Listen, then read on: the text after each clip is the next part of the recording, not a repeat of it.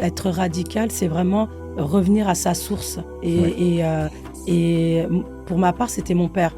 Arrivé à la maison, le papa, il disait tu parlais français, effectivement, tu pouvais t'en manger une.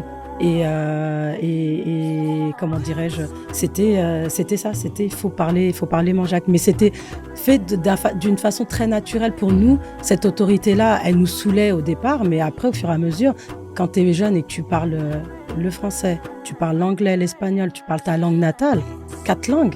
J'ai envie de te dire, tu peux parler 36 000 langues. Exactement. Et c'est sur une le richesse. moment, totalement, c'est une richesse. Et sur le moment, tu t'en rends pas forcément compte, c'est avec le recul. Effectivement, mon premier voyage, je vais au Sénégal, après j'atterris à Ziguinchor, j'atterris en Guinée. Quand je commence on m'appelait, comme on dit, la Toubab, Nabab, Nabab, tu vois. Et on commençait à discuter sur mon cas, comme on dit. Ouais, mais c'est la fille intel, etc. Mais tout ça en mangeac, tu vois. Et que je vienne vers eux et que je dise bonjour, on fait oh. Bon, ça va, c'est dire juste bonjour.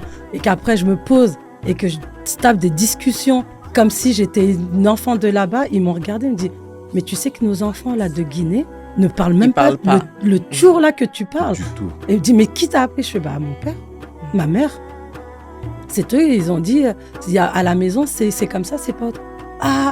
À Bokpassen, non, vraiment, Mendy. Non, et là, il remerciait. Et quand tu voyais ça, c'est pas question de la fierté, mais c'est vrai que j'avais, tu sais, des petits. C'est quand même de la fierté. Waouh! Mais tu t'en rends pas compte? Non. Tu vois, jusqu'à aller au pays, c'est là que je me suis rendu compte de l'importance de la langue. Et ce que ça, c'est pas juste le fait de parler ta langue en réalité, c'est tout ce qu'il y a derrière.